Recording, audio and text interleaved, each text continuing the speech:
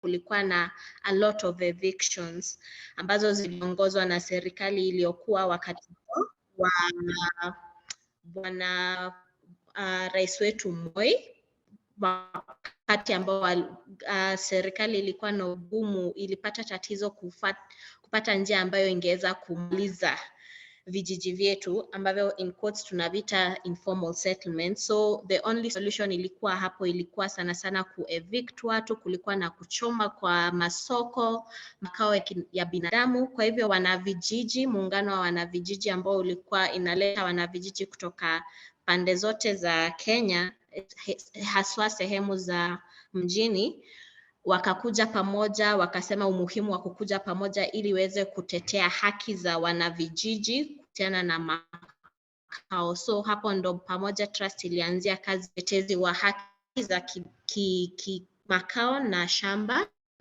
na baada ya hapo kazi yetu imekuwa over the years, imekuwa around kusaidia communities kujiunganisha kwa mambo ya cooperatives, jinsi ambavyo zaweza kupata makao.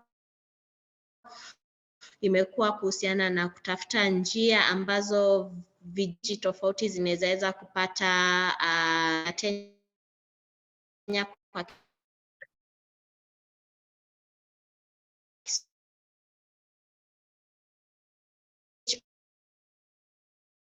pamoja na Amnesty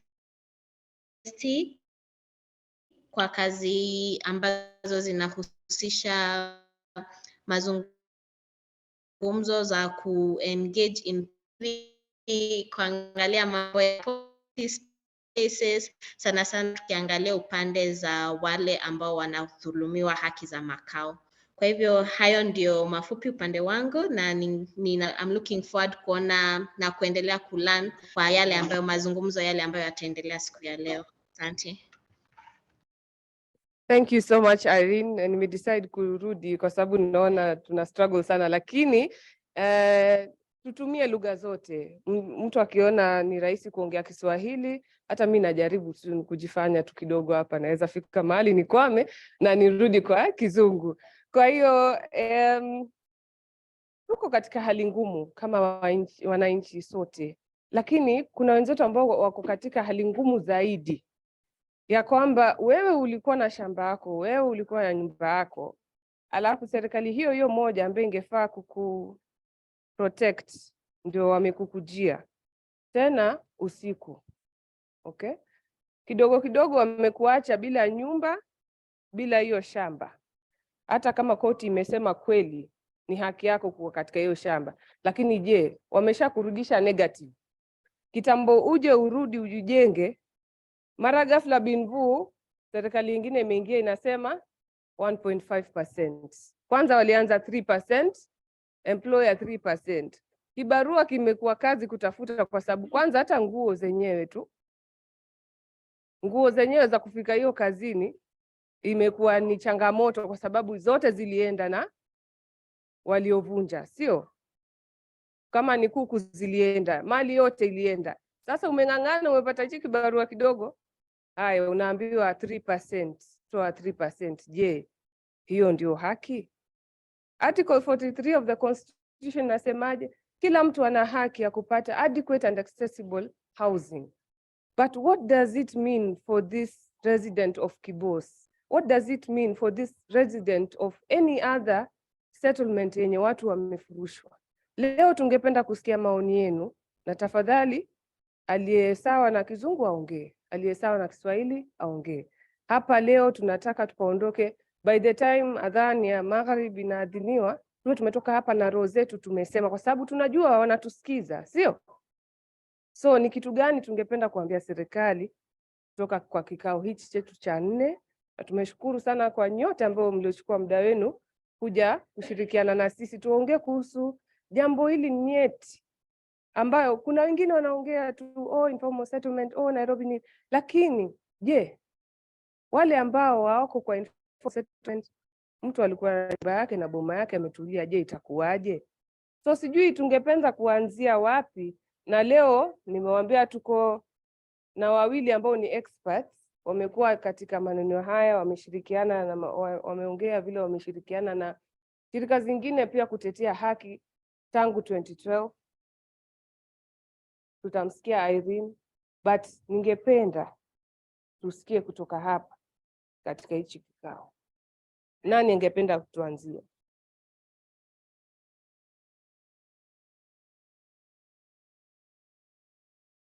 Naam.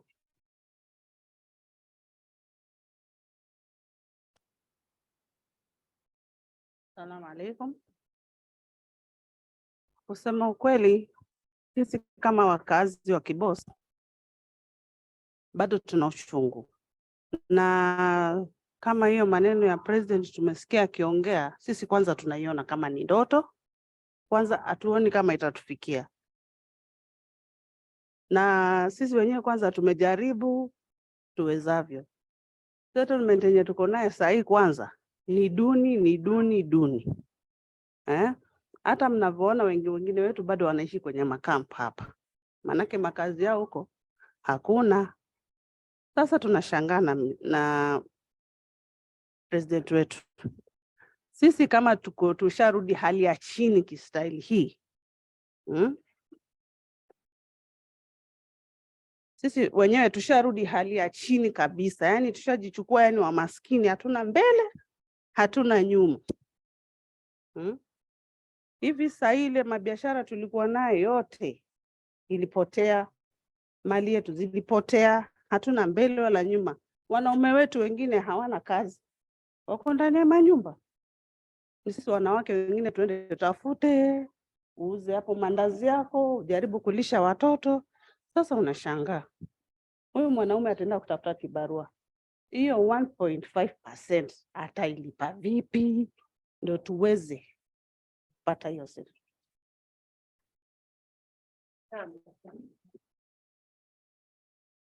Asante kwa mchango wako. Kuna mwingine angependa kuchangia ama maswali? Naam, Fatma.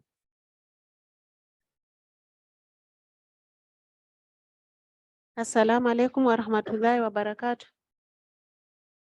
Kwa majina ni Fatuma Hamis, ni mkaaji wa Kibos hapa, mzaliwa wa Kibos hapa, ni one of the victims ambaye tulibomolewa, na nashukuru mashirika ambaye wamekuja pamoja na sisi from the beginning, since we were evicted, since the day one. Nime appreciate Haki Jamii, Amnesty International kupitia Irungu, in grassroots na Pamoja Trust na Kituo cha Sheria na other organizations ambayo walikuwa na sisi pamoja mpaka mahali tumefika. Tunashukuru kwa mambo ambayo ilitendeka na tulishinda kesi yetu. Nafikiri mulisikia kila kitu ambayo ilifanyika. Tulishukuru, we stood very firm with our community as one of the petitioner, as Fatuma. I really thank all partners. So since then up to now, we tried again so much as the community. From 2021, since we were evicted up to now, we sat down after the judgment of the court. Then we said that what can we do as a community? We said that all the partners who are with us, let them come together and join hands with us for us to succeed in one, compensation, two, and even to assist us on how we can get back to our land. We appreciate Haki Jamii by then. Haki Jamii, it was 2021, August, after the judgment. Haki Jamii tried and constructed some other houses. It was an one-room houses. It was about 83 houses. They built the houses to the community, and the houses were not enough. Since we were about 350 households, we could not accommodate the houses. And again, the Muslim well-wishers from Nairobi, especially Jamia Mosque, also came on the ground their sisters by building the houses to the community, about 30 houses again. And again, we appreciate our Sheikh, which is a Muslim Association, our chairman in Kisumu Muslim Association. He stood with us also. And again, he constructed some other houses to the community. So since then up to now, the houses were there, but all the community, majority of them are still in rental. Some are still in camp, and even some, majority of them also passed away. Since then, about 15 people passed away with the children, and we keep on burying our grandmothers and even the young ones up to now, due to trauma of eviction. So we had the trauma, and even up to now, if you see the faces of the community, still they have trauma, because the way they were living and even the way we are now, even if I refer back to me myself as Fatuma, I'm now just at the ground level, which I don't know even where to start, because you still think when the investment, like me, the investment which I did so many years back, up to now, muta anarudi chini kabisa kabisa. So now I think with before I go to finance bill, after that, we tried again. We had meetings with the National Land Commissioner. National Land Commissioner, because we wanted our land back, we want to find ways how we can acquire the title deed. Because before we were evicted, we tried to acquire the title deed, but then when the Kenya Railway came and claimed that the land belongs to them, all things went wrong. So it was last year, November, we had a meeting with the land commissioner because we were waiting for interpretation of the judgment. So he again asked us as the community to go to Nairobi office, National Land Commissioner office, to have a meeting with them or to request them to interpret the judgment for us so that we can come back to him. And if the judgment said that the land belongs to the Nubian community, is when he will start the process of our title deed. But since November last year, we didn't get any response at all. On May, we again decided to go and have a meeting with him. We had a meeting with him. We talked along, and he said that he wrote a letter again to remind them. So he again requested the community to go to Nairobi to visit the office. So last month we went to Nairobi as a team. We visited the National Land Commissioner office, and we wanted the interpretation of the judgment. But by good luck, we were supposed to meet the chairman of National Land Commissioner. He was not in the office when we were there. He was at Parliament. And again, after that, we went and meet a person known as Mr. Brian, the legal officer of their land. Because we were, the land commissioner from Kisumu told us that he's the right person for us to meet him.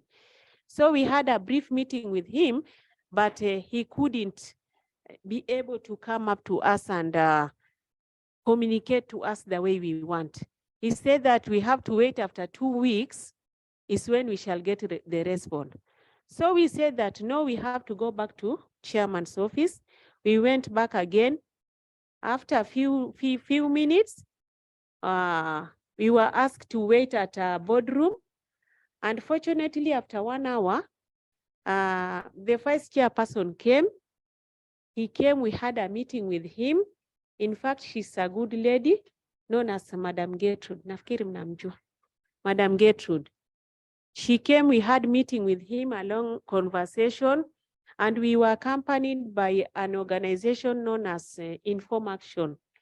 Inform Action accompanied us as a community. We were 3 from our community and 2 from Inform Action office. So from there, we had a long discussion, but Madam Chair, Vice Chairperson told us that she was very pleased by the judgment. In fact, she congratulated Mr. Mbwayo. She said that the judgment was very clear for us.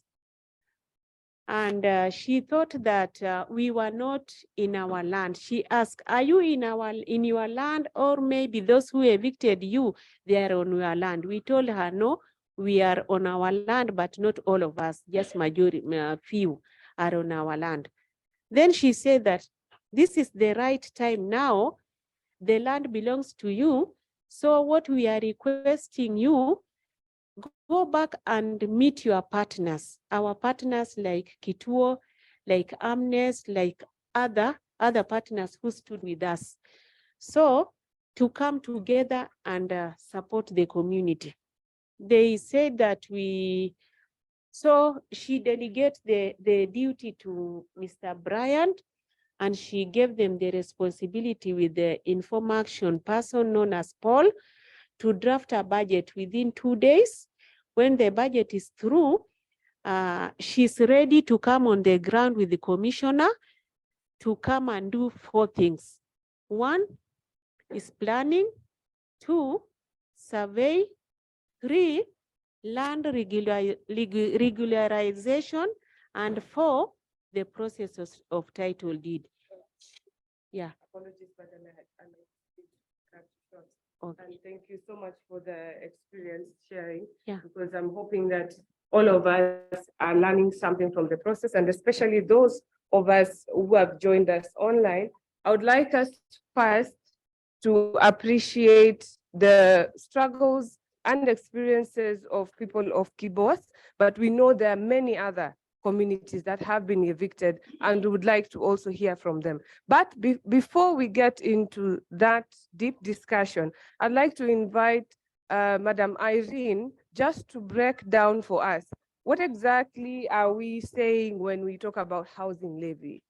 People are talking about housing levy. Is it ushuru? Is it savings? What is this animal called housing levy? And is it relevant to us? Do we want it? Do we not want it? And if we are getting our money after 7 years, are we being forced, or is it necessary for Kenyans to go through what we have been taken through? Madam Irene, if you're online. Yes, I'm online. Okay, so what the finance bill proposes is it's going to be a housing levy where people who are salaried are supposed to be deducted a total of 6% comprising 3% kutoka kwa your earnings, your monthly earnings, and 3% as a contribution from your employer. The government is putting it in 2 formats, 1 as a levy and 2 as a saving scheme. A levy for the individual who ultimately wants to own the home or own the house that you're going to be paying your contributions to, and a savings to the individual who is being deducted but ultimately hatakuwa na kupata hiyo nyumba ama hana interest ya kupata hayo makao. So the main question has been, kama ni a savings, there is no given time that an individual analazimishwa to make savings. So in one way or the other, the discussion is the government, as much as it's saying it's a savings, it's a compulsory savings in quotes, and it's also a compulsory deduction by the government just to enable the government provide housing for, in quotes wanasema affordable housing or housing for all people. The other question that you've asked is whether this is needed and whether this is timely. Na nikiongea about this question, oftentimes ninasikia nimeguswa hapo katikati, because I keep on saying that yes, it's something that the government needs to do, because just as you've started stating, the government under Article 43B is supposed to provide adequate housing for all Kenyans. Now, adequate housing, it's a very pregnant word. Sababu inahusisha mambo na Kenya security, watu kupewa shamba, ina basic services, barabara zikuwe karibu na makao ya watu, manyumba za watu ziweze kukuwa na maji na services kama za waste management, access to water, toilet facility. That's the definition of adequate housing. And apart pia the actual home. So provide a good environment ya mwananchi kukaa na pia kumwezesha aweze kupata shamba, lakini pia inamwambia pia serikali unafaa kutafuta namna ambayo wale ambao hawajiwezi wataweza kupewa makao. However, the question about whether this is needed is strategy ambayo government imetumia kupush this housing fund. And that's where the main question and the contradictions iko. Government inashinda ikisema kuwa especially PS Hinga anasema kuwa wameborrow hii system imework kwa country ya Singapore. Alibenchmark na akaona iko na mazao.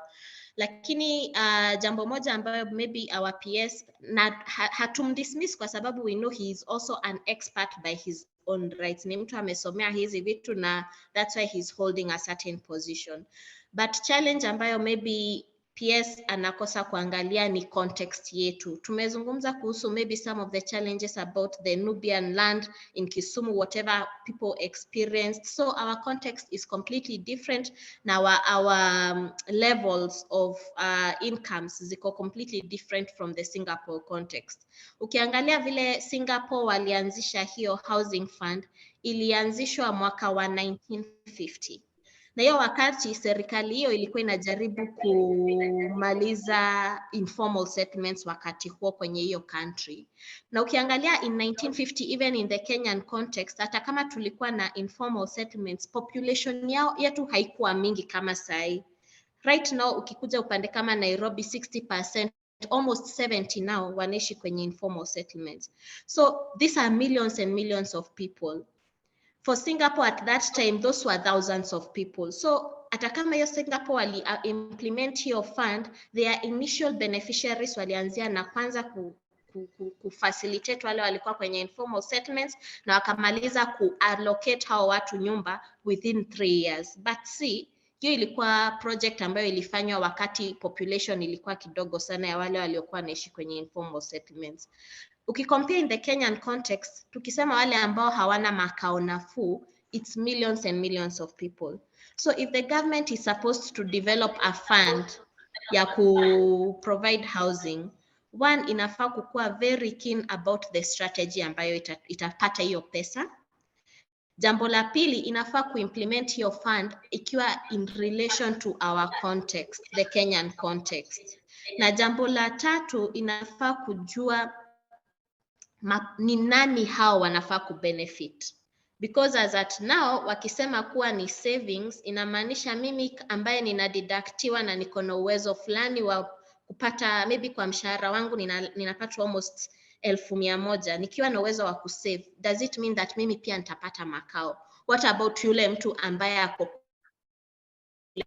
kwenye ground ambaye anahitaji the home wenyewe, itamfikia?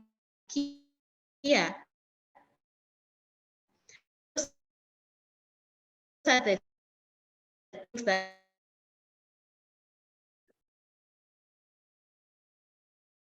need to ask. So for me, the housing levy, but we also agree that the mandate to provide homes for the Tejile government inatumia ndio inafaa kudadisi.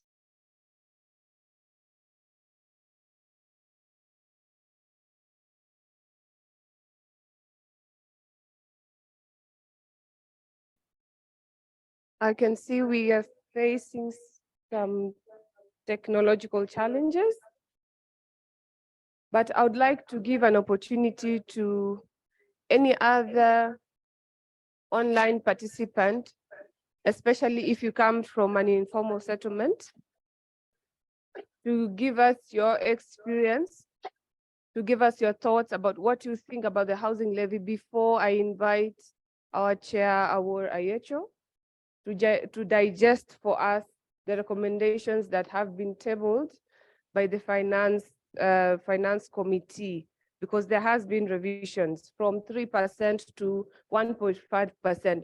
But again, they've removed the cap from 2,000 to 2,500. So what does that mean? But before I'd like to have any participant, any online participant would like to give us their thoughts. Anyone coming from any informal settlement in Nairobi or elsewhere? Hello, evening.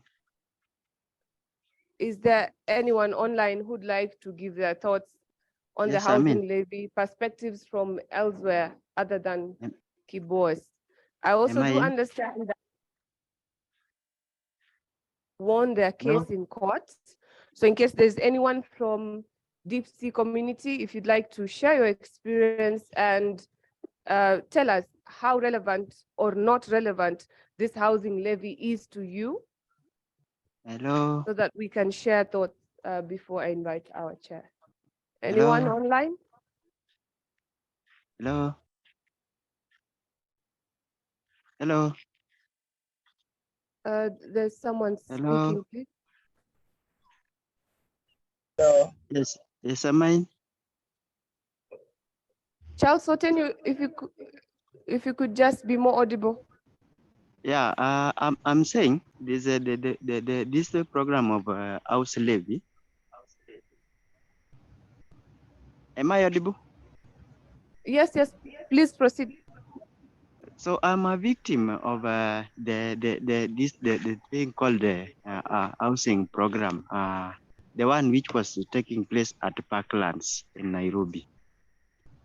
We were told to make our payments to there. Some people we are being given bank accounts to make the payments. We paid until the last minute. So if we reach the place where people were to get their houses, if you went there, you were being told that all the houses have already been taken, and if you see, it's only that the prominent, the rich people are the people who have already taken all the houses in the parklands, and our money was already been taken. So if you insist, you are just being told that you wait for another program, or your money will be refunded back. So it is the same thing. I can say the same thing that is going place with this housing levy. Maybe people will remove their money, you will save until the last minute, then you will not get that house. Or the money you will pay, maybe it may got lost, or you may get back if anything can happen like that. But in this program, I don't like it. It's the same thing. If you can check something of the NHIF, NSF, the scandals is always here and there. So if this program can go through, there are some things that the government must have to check. Because I'm also working with the government. I know the programs of the government, but this program, they were supposed to take time with the public participation, from the slums bit by bit up to the places there where people are capable to pay, but not just come up with the program and start to work to come up with it. Forces people just that you have to be taxed for something that maybe you will not have. So that's the idea that I have. Thank you. Just one question to you. Okay, go Do ahead. you feel the reduction from 3% Yes, to 1.5% I feel it. makes sense to you? If any case they were to reduce it up to even 1%, they are still I still feel it, because maybe the salary that you are being given until and then you We being cannot hear deducted. him. We cannot hear you.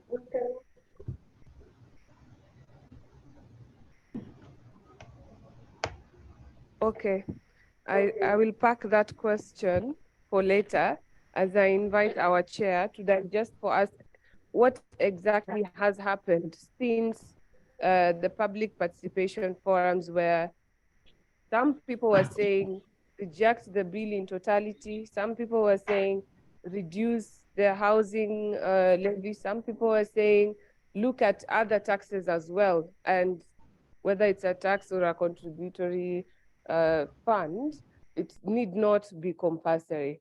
Karibu or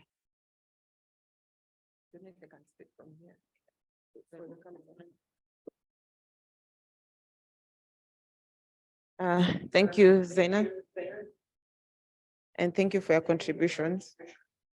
But before I speak about the levy, nataka tuangalie what is this right to housing?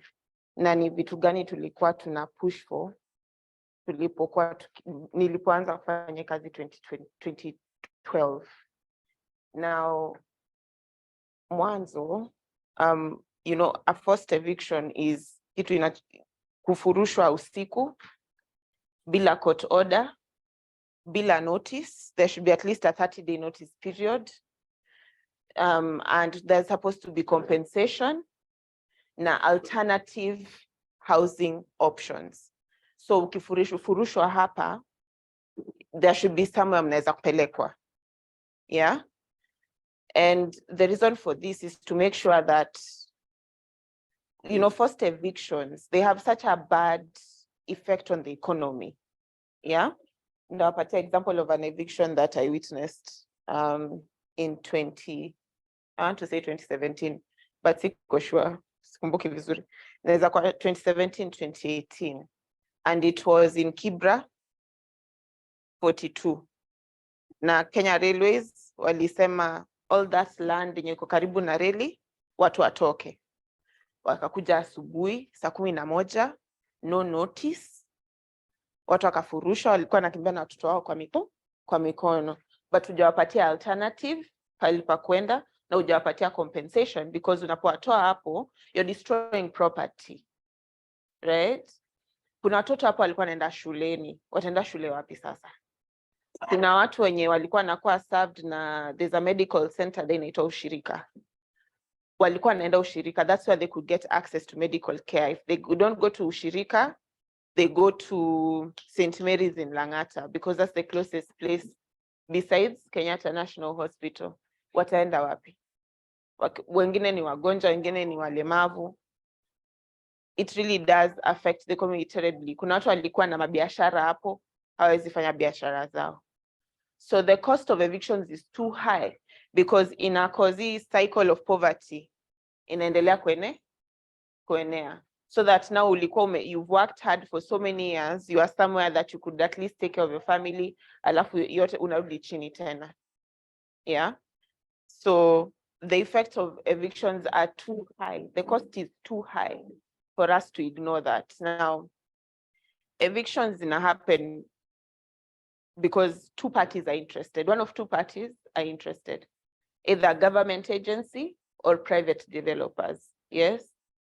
Na regardless, whoever is, because pia kuna rights of squatters. Hata kama uko kwa land sio yako, there are rights of squatters. You should at least, there should be dignified eviction. Unapatia watu notice, unapatia watu period ya kujipanga. Hii kutoa watu kimabavu, it causes death, it causes trauma. You know, you are putting children from school. Yeah, alafu unashangaa kwa nini kuna mahali kwa district mahali performance ilishuka saa ya KCPE, unasahau 3 months before KCPE ulifurusha watu. So the cost is too high. Yeah, na inaleta intergenerational problems.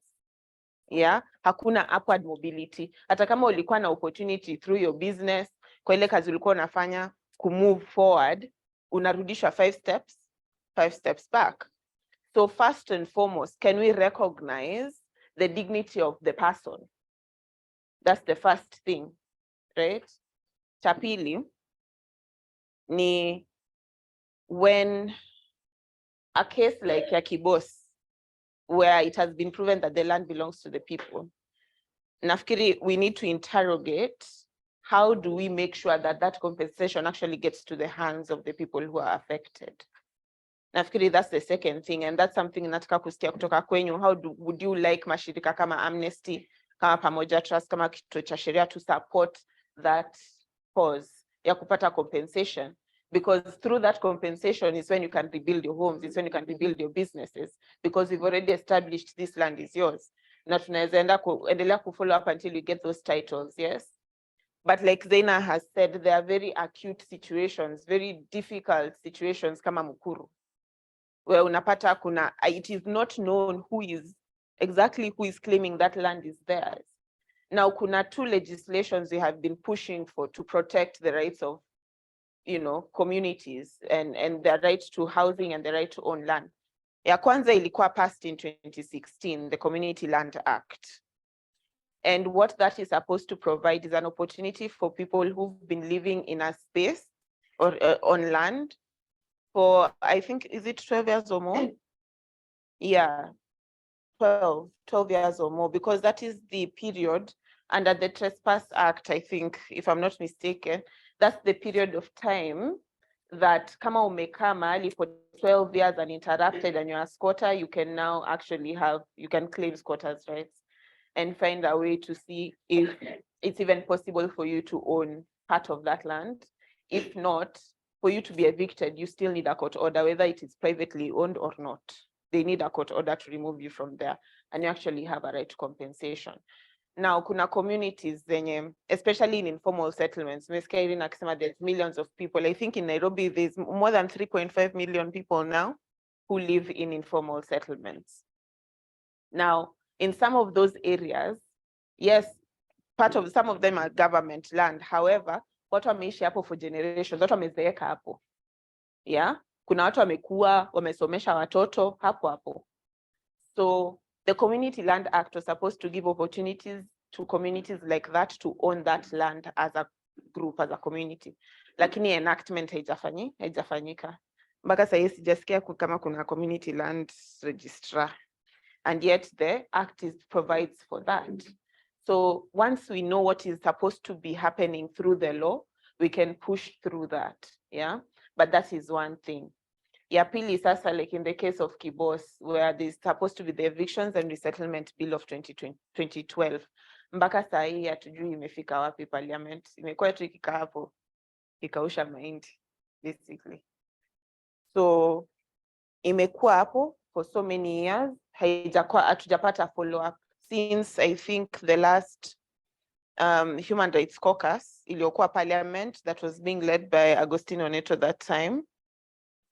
Hatujapata push tena. So how can we take advantage of the cooperation we have as communities na mashirika to make sure that those legislations actually pass, but they don't only pass, but they're enacted, so that vitu kama compensation, vitu kama evictions, hizi za kimabavu happen ovyo, but that's just one thing. Tukiingia katika mambo ya hii levy, I think it is impossible for us in this country to talk about any kind of initiative like this without addressing the issue of corruption. Because kumekuwa na how many housing programs since before that, actually kulikuwa na zinaitwa high rise. Yeah. Hiyo ilikuwa slum upgrading program, si ndio? Kuna ile yenye walijenga nafikiri very few units actually during Kibaki's time. Kulikuwa na ile nyingine yenye ilikuwa piloted, zilikuwa inaitwa huduma housing. Yeah, ile yenye watu walikuwa wanachukua 10%. Mpaka sasa kuna watu hawajaona nyumba. So historically, the data tells us that government has tried this before, but because of mismanagement of resources, na kwa sababu ya corruption, bado tuko in the same problem. So if the government was attempting to collect a levy at a time when they have cleaned their mess, because what this is supposed to do, yeah, kuna it's called equitable access, yeah, to social services and social welfare. So vitu kama NHIF, NSSF are just examples of that, yeah. Although NHIF is a bit complicated, you know, it's a bit complicated, that one. But ultimately, there are supposed to be ways in which the government can provide equitable access to social welfare, to rights holders, that is us, because they're the duty bearers, yeah. Now, any kind of scheme like this, what it's supposed to do is, for those who are salaried people, wanaweza kupata income of a certain amount, can be able to contribute to help those who are not able to have as the same kind of income. That's how a social welfare structure is supposed to work, to create equitable access to social services, so that now if I'm able to have my own house, yeah, but na salary yangu ninatolewa levy a certain amount, but najua that there is good management, and I know this money is going to go into constructing houses for people who may not necessarily be able to do that for themselves, then it would make sense. But in the current climate, na mambo ya ufisadi, it's not possible. Singapore was able to do that when Irene ametupatia a really good example, because they were disciplined. There was good governance, there was good management. Yeah, iwezekani bila good governance and good management of public resources. Now they have proven time and time again that the government is not able to do that because of meka ufisadi mbele. So what we need to do is support communities like Kibos, kama mashirika, to push government to not just try and get more money from us, but actually do what they're supposed to do with that money. Yes? So cha kwanza, is there protection for communities like Kibos where there's compensation that is due? Can that money be given then? Right? That's just one thing. So a levy is not going to solve the issue, because leo tukiangalia hizo proceedings za parliament walikuwa nasema 50,000 houses. Sasa hiyo ni 50,000 in 5 years, hiyo ni 50,000 in 1 year. What are the logistics za hiyo 50,000? Because tunapewa tu numbers ndio tuone ni manyumba mingi. Now how many people will 50,000 houses serve? Again, ni 50,000 houses based on what timeline? Ni leo, ni 1 year, ni kesho, ni 3 years.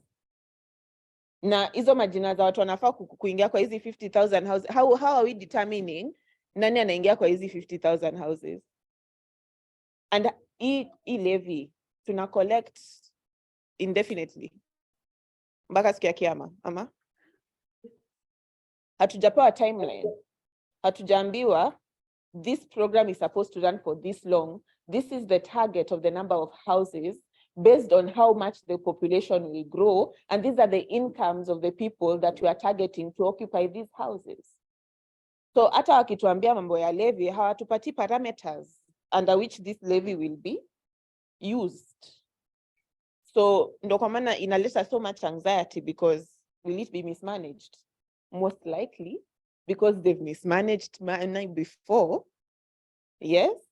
So they need to build trust and show us good faith by, one, protecting citizens in places where they know people have been either evicted before or are likely to face eviction. 2, compensate communities like Kibos where it has been established an error was made. Compensate communities like Mukuru. Yeah. Give alternative settlement. Then kama tunajua hiyo pesa inaenda kwa alternative settlement, I think tungekuwa tunaongea story different sana hapa. Enye tunajua kuna 20,000 houses zinajengwa by 2025 na watu wenye walifurushwa hapa na hapa ndo wataishi hapo. I think we'd be having a very different conversation, but hatujaambiwa. These things should not be a mystery to us. It's our money. Yes, their duty bearers, they're supposed to tell us. I fight kushtukia tu ati watu tuna collect pesa alafu tunashtukia tu pesa ilipotea, ama unashtukia tu kuna manyumba zingine zilijengwa pale kidogo lakini hatujui nani anaishi huko. you know. So there has to be a good faith from our duty bearers, from the government, by acting on the injustices, correcting the injustices that have happened before, and being transparent about the process. Because without that transparency, we are always going to fight, collect. It's not that Wakenya are attacking manyumba, tunataka manyumba, tunataka manyumba, tunataka makao. But if you do it in a manner that is not transparent, then tuta resist. Tutakuwa like, hata ukisema hiyo 1.5% without a cap, so inamaanisha, because tunasema salaried persons, hatujasema based on what income, si ndio? Hatujaweka cap, ile cap yenye ilikuwa 2500 imetolewa sasa, si ndio? Aya, so tunasema minimum wage sasa imefika, last I checked it was what? 12,000, sasa imefika 14.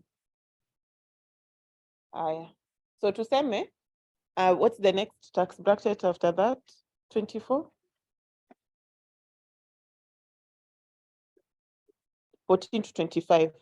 Huyo ni salaried person tuseme, si ndio? Mtu ana earn 14 to 25.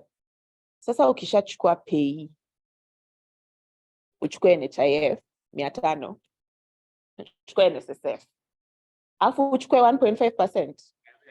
Oh, help. Yeah, because kuna help. Yeah, wale wenye walisoma na loan. Aya, alafu toa 1.5%. Tutaishi chini ya mti. Tutakula nini? Manyasi. It's not realistic. Right? Now, based on a system that we know is not disciplined enough to take care of our resources, of course we will be nervous. Yeah, so there has to be good faith on the part of the government. Now, it would be good to hear from you as members of this community. Ni vipi tunaweza kwa support kama mashirika when it comes to issues of compensation, when it comes to issues of legal protection, when things like this happen, so that muweze kupata at least haki yenu in terms of getting back and trying to rebuild, but you cannot rebuild with nothing, right? So wale waliowafurusha hapo ndo wanafaa kuwa compensate. So how can we support that as well? Hata tunavyoongea juu ya hii mambo ya levy ndio, but in this particular situation, the levy is not involved, right? So how do we support communities like Kibos and other communities that have been facing the threat of eviction? How do we support you? How guide us? Tuko hapa kwa ajili yenu. So guide us, tell us how to support you. Ndio muweze kupata hiyo compensation so that you can rebuild. Yeah. Alafu sasa tuendelee, like we need to be vigilant as citizens. We have the right to participate in public discourse. Wakifanya hii mambo ya budget, kweni hapo. Hata kama uoni ni kama inakuhusu per se, like hiyo sio industry yangu, still pay attention. Because it will have trickle down effects. For example, sasa tuwe levy ikibaki 16% based on the finance bill. Inamaanisha the cost of living, everything is going to go up, si ndio? So pay attention still, participate. Ukisikia watu wanaitwa mahali community halls, juu wapi, county government imewaita kuparticipate, enda. Kama unaweza, enda. Kama uwezi enda, tuma mwenye anaweza enda. Tutume kama mashirika pia. So participation is important. So tell us how to support you so that rights can be realized for everyone, regardless, whether watalipa levy ama watalipa levy, whether wamekuwa evicted yet ama wajakuwa evicted, whether they have been evicted already or they are facing the threat of eviction. Yeah.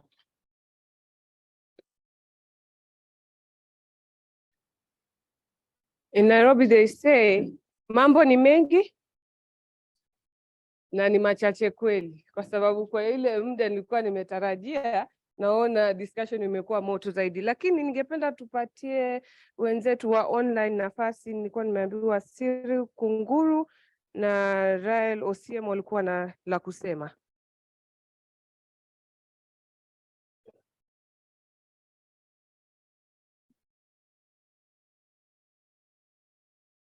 Cyril Kunguru. Yes. Karibu. Can you hear me?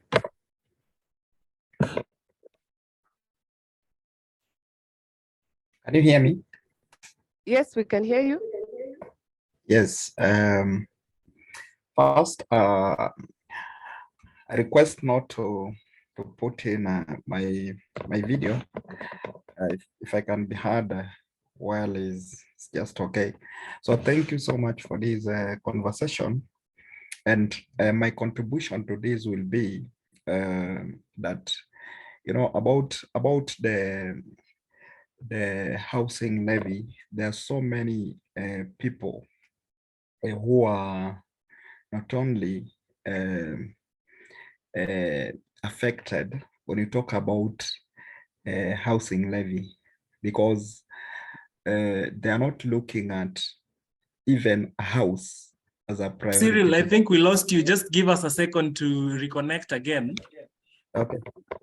If you can just take a pause, just give us a second, and then you can ask the question again. Just give us a minute. Okay.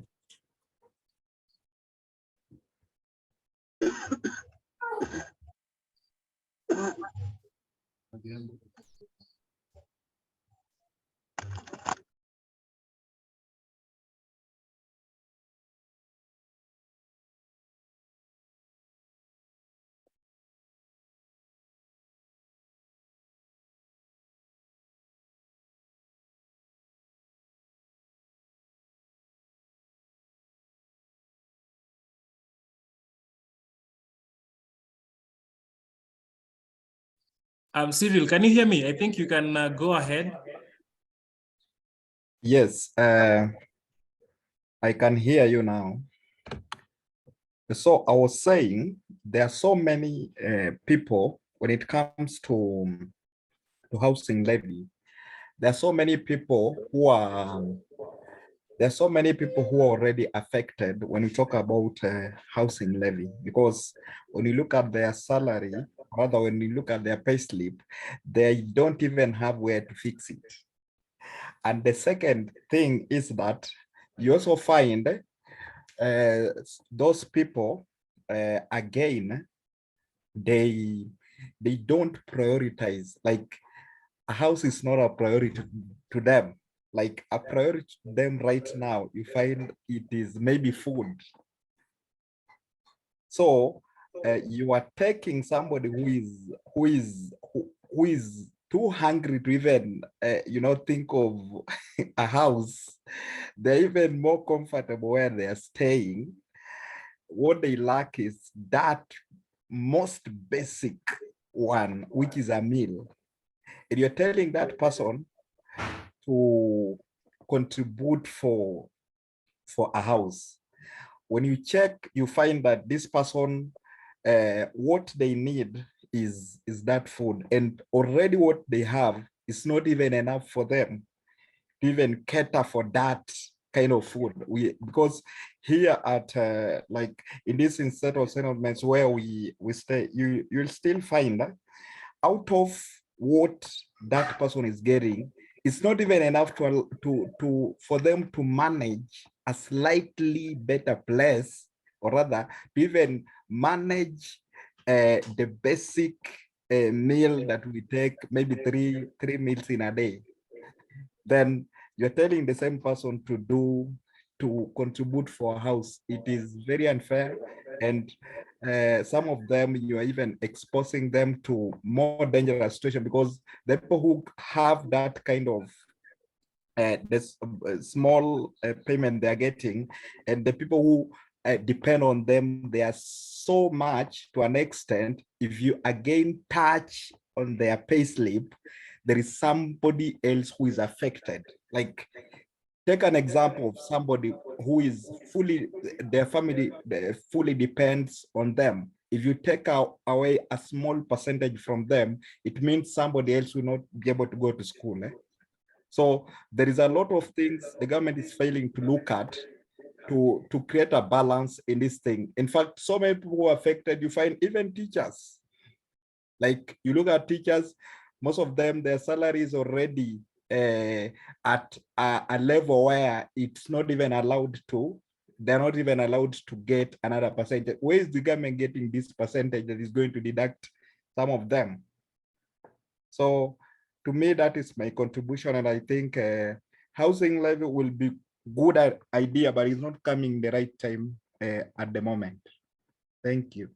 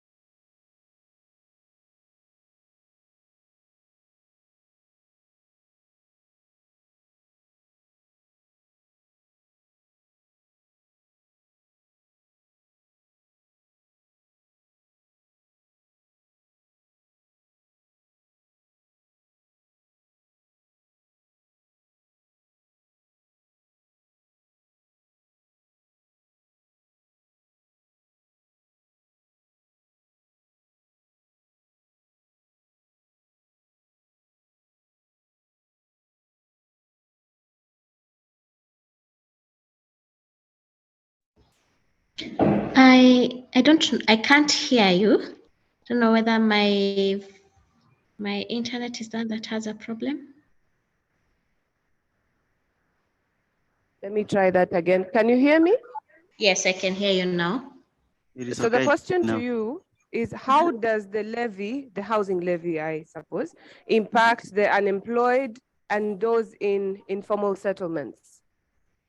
That was the question. Yeah. Okay. So the housing levy, the clarity about how the people who are in the informal sector will be deducted or will actually benefit from the program is not clear.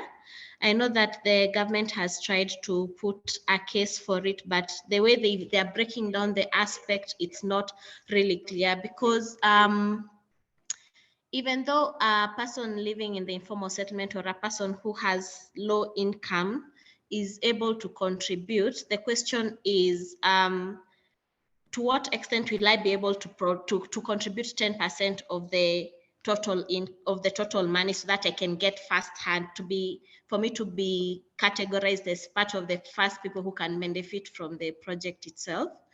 And then the other thing is, when the government says that it's providing affordable housing, what we really need for the people in the informal settlements or the people who have low income livelihoods is social housing.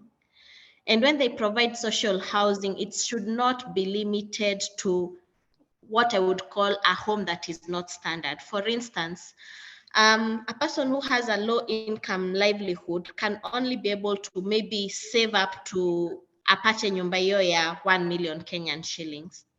And that 1 million Kenyan shilling is providing a home that is the size of a 1 bedroom. Sisi nyumbani kwetu tuko almost 7 people in one household. How is a 1 bedroom home going to be livable by mimi mwenye ambaye ninaifaa kuishi na watu wangu watu 7? So if the government is really saying that wanna provide homes for those who are in the informal sector, those who are informally employed, the houses that they are providing should be that 3-bedroom home or 4-bedroom home at that 1 million rate, not at the 3 million rate, because it means that from the onset, their target people are wrong.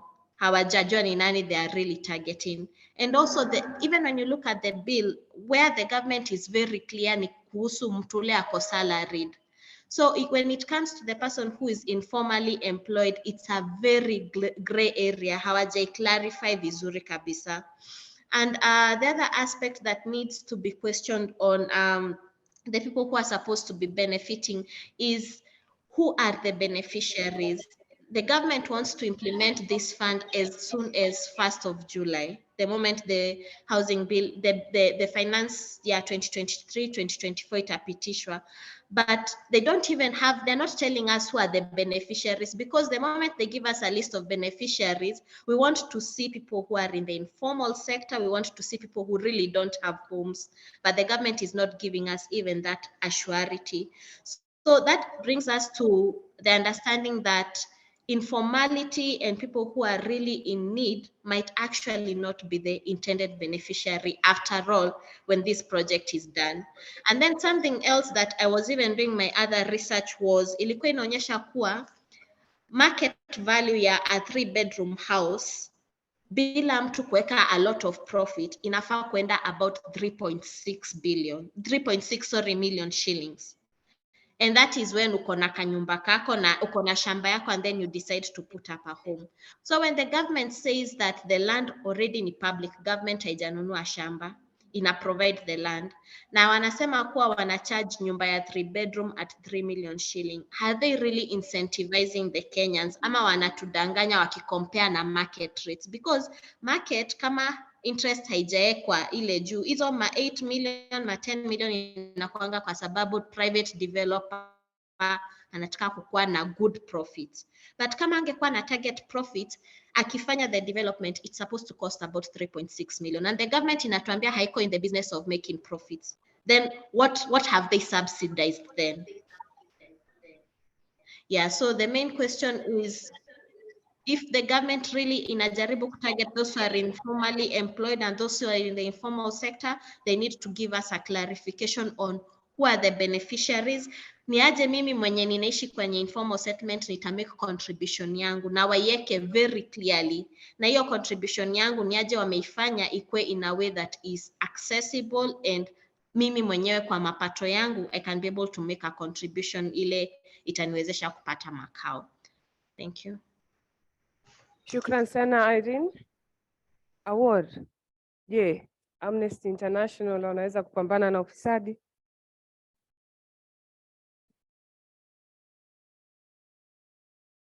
An interesting question. It's an interesting time. So Amnesty, what kazi tumefanya has always been around accountability of duty bearers. So we tackle corruption under that through holding duty bearers to account. But it's becoming clear that we may need to explore more. So we are in a space where we are looking at how can we tackle corruption as a human rights violation or a human rights abuse. So tuko katika hiyo harakati ya unpack what does it mean, what's the relationship between human rights and corruption, because it varies, of course, based on what social services are being provided. Like in this case now, we are talking about corruption and housing, yeah? When you're talking about forced evictions, when you're talking about the lack of compensation, when you're talking about all of these things, there's elements of corruption there. But also in healthcare, it appears differently, it affects people differently. So tuko katika harakati ya ku break down what that looks like. So tukiwa tayari tutawaambia.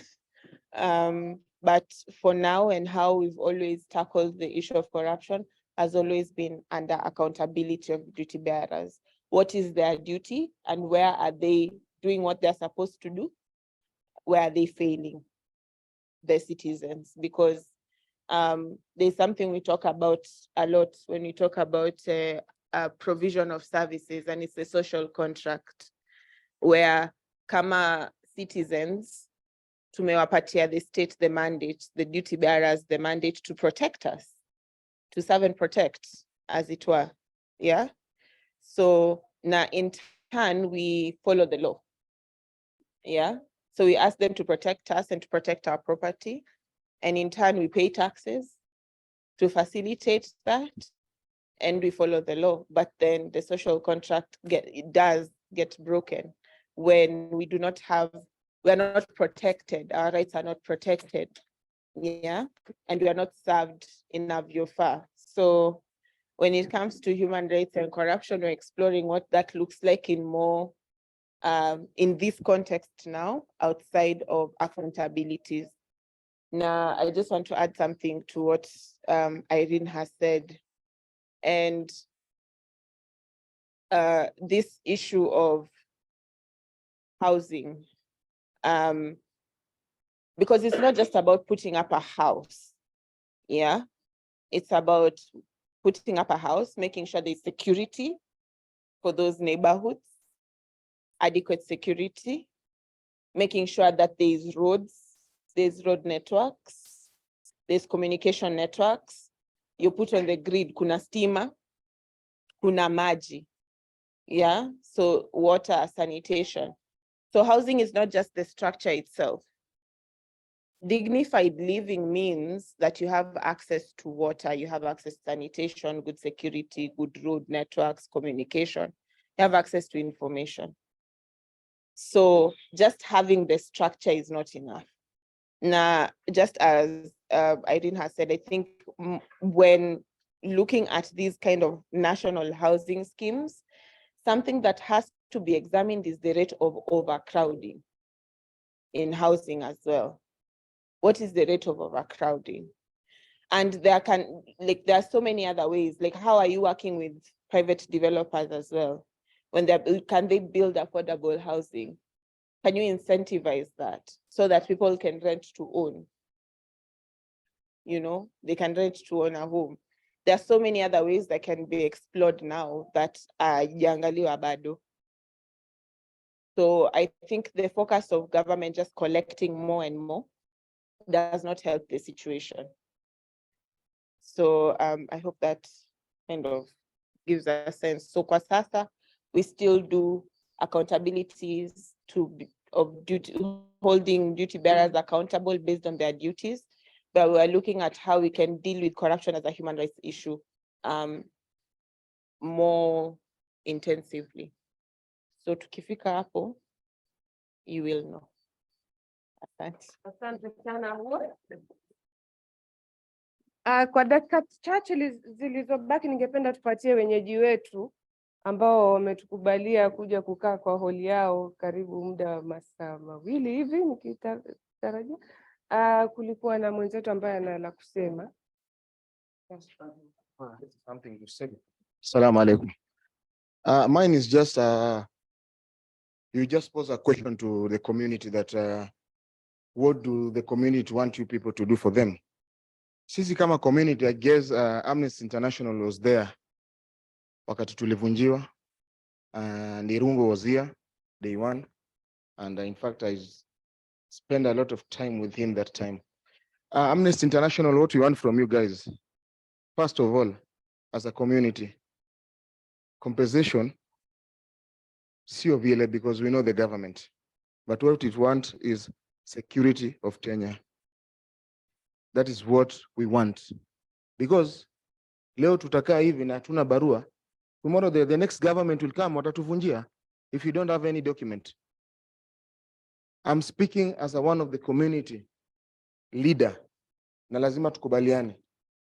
Hii inaitwa compensation will come, na pengine itakuja kama sote tumeingia makaburini, watoto wetu ndio watakula, lakini wale watoto tuwawachie nafasi so that next time ikikuja tukuja kuvunjiwa, watakuwa na barua, watasimama that we have a title deed of Kibos.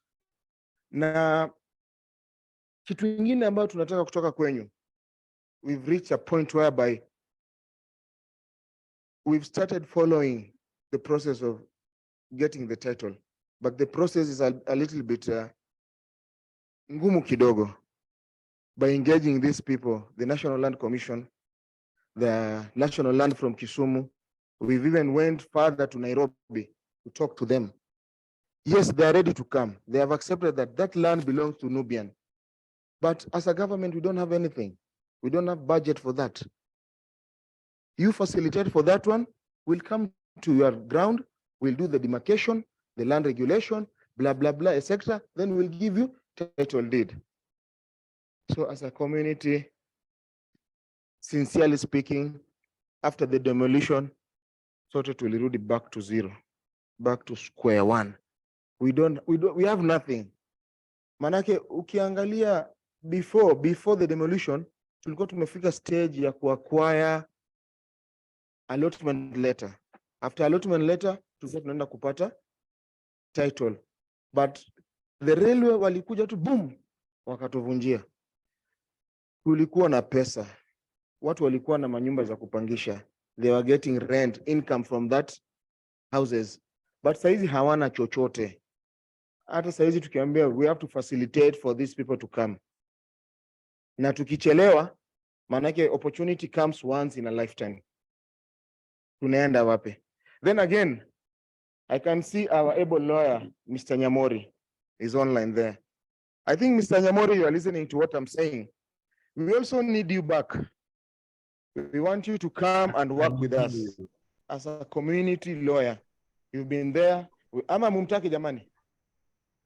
Mwambieni asikie. Nyamori, nafikiri unasikia community wanasema wanakutaka. Manake hapa bado mambo ni mengi. Na ndo sasa ndo kumeanza kuchemka. So we are kindly begging you, Amnesty International. Yes, I know before you leave, we are going to give you our proposal. Alafu tuone mtatusaidia aje. Because saa zingine we don't have to put it kwa media ama tuwapi, but mtaangalia penye mtaweza. Tunaomba sana mtusaidie so that tuweze kuleta the National Land Commission from Nairobi. Wakuje waangalie land yetu, watufanyie demarcation, wafanye planning, wafanye regularization ili watupatie title deed ya hapa. Nafikiria ni hayo tu, asante sana. Thank you so much for that conversation. Thank you so much for everyone who joined us online and here in person. I see there's another hand at the back. Yes, Mzee. Assalamu alaikum warahmatullahi wabarakatuh. Yangu ni swali tu,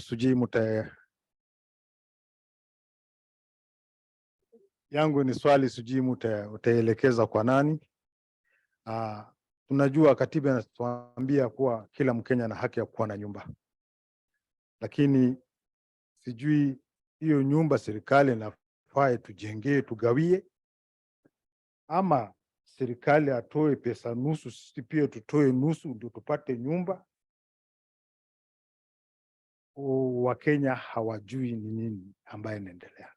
Mimi nilikuwa nimetoka kwa TV, nilikuwa nafuatia hiyo proceedings za nini. Totally Wakenya wako confused. Ukisikia upande nyingine ile unaona kweli wana kitu ya kusema. Ukisikia the other side unaona kweli wanapinga, wana kitu ya kusema. Sisi Wakenya tuko confused na tujui tuko wapi. Mimi naomba mzidi kutuelimisha. Alafu la pili, mnasema wengine wanasema kuwa saizi msaada ya nyumba imekuja wakati mbaya. Kama sisi saizi tuko hapa, hamtaki nyumba nyinyi? Unasikia? Kuna wenye wanahitaji nyumba hii saizi vile tunaongea saizi. Wanahitaji hiyo. Tuko confused.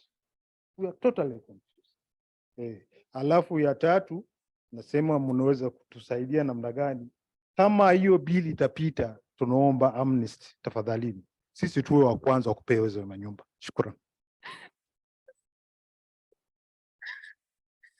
Shukrani sana mzee wetu. Ni kweli ni valid concerns hizo za kuwa Wakenya wako confused, kwa sababu hata kuelewa pia hizo terms, technicalities, tax, levy, contribution, tofauti iko wapi. Lakini kwa kweli hatuwezi ongea, tukiendelea na hii discussion tutaongea, tutakesha hapa. Na kila lilo na mwanzo lazima liwe la mwisho. Lakini huu sio mwisho wa hii conversation. Tunaweza kuendeleza hii conversation online. Ambao wako Twitter, please follow us at Amnesty Kenya. Tuko na program zetu pia, tunawaomba wale wote wanaweza pia kuwa members, kwa sababu sisi we are a human rights movement. So please join us so that we fight human rights violations, tuweze kuzuia wengine wasidhulumiwe kama vile sisi tulivyodhulumiwa hapa, na tuendelee kujenga hili taifa na tuhakikisha kwamba kila kitu kinachofanyika katika nchi ni kwa interest ya mwananchi. Tusidhulumike, tusitaabike wakati sisi ndio tunalipa mishahara. Kweli urongo? Kwa hayo ningependa kusema asante sana kwa nyote ambao umejumuika na sisi leo. Tumejaribu kuchanganya Kizungu na Kiswahili ndio tusiache mtu nyuma. Yoyote yule ametusikia leo, najua ameelewa kile ambacho tumesema. So thank you very much from Amnesty International Kenya on behalf of the panelists and on behalf of the staff involved in planning this. Thank you so much. Asanteni sana. Asante, ubarikiwe.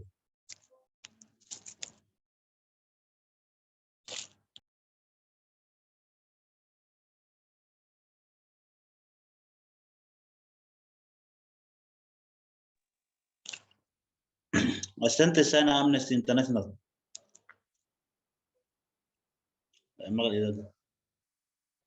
Asante sana.